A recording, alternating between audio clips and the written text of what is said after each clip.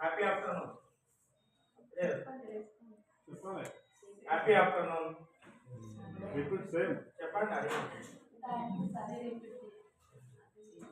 నా పేరు శంకరాచారి. నేను కామర్స్ లెక్చరర్. మరి జేబీఎం డిగ్రీ కాలేజ్ నారాయణపురం. ఇక్కడ ఏంటంటే మనకు ఇంపాక్ట్లో గంపా నాగేశ్వరరావు సారు. తను ఏంటంటే పేద కుటుంబంలో పుట్టిండు.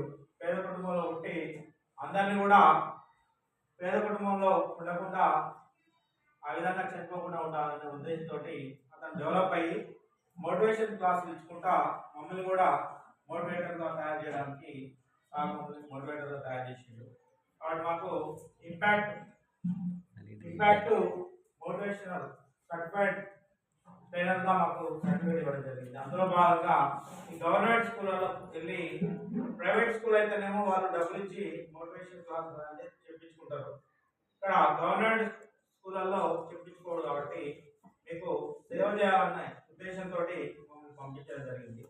ఇక్కడ ఏంటంటే ఈరోజు నేను మీకు గోల్ సెట్టింగ్ గురించి చెప్పడానికి వచ్చాను. గోల్ అంటే ఏంటిది తెలుసా ఎవరన్నా? లక్ష్యం అంటే మనం ఒక లక్ష్యాన్ని అనేది ఏర్పాటు చేసుకోవాలి. మీరు స్టూడెంట్స్ కాబట్టి మీ యొక్క లక్ష్యం అనేది ఏముండాలి? మంచిది. మీ యొక్క లక్ష్యం ఏంటిది? మంచిగా చదువుకొని జాబ్ అనేది చేయడం అనేది మీ యొక్క లక్ష్యం. కాబట్టి ఆ లక్ష్యం కోసం మీరు గోల్ అనేది ఏర్పాటు చేసుకోవాలి. ఇక్కడ మనకు గోల్ అనేది ఏర్పాటు చేసుకోవడానికి చాలా మార్గాలు ఉంటాయి. ఇక్కడ ఏంటంటే మనకు కృషి ఉంటే మనుషులు ఋషులు అవుతారు, మహాపురుషులు అవుతారు, తరతరాలకు తరగని తరులు అవుతారు, 20 వెలుపులు అవుతారు.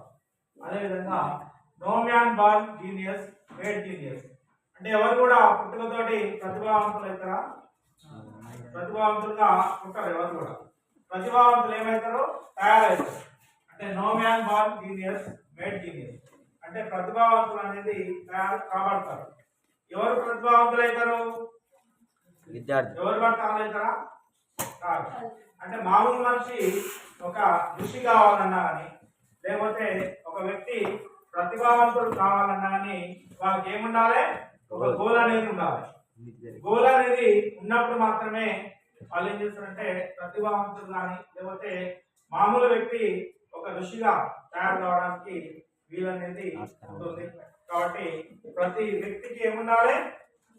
గోల్ అనేది ఉండాలి.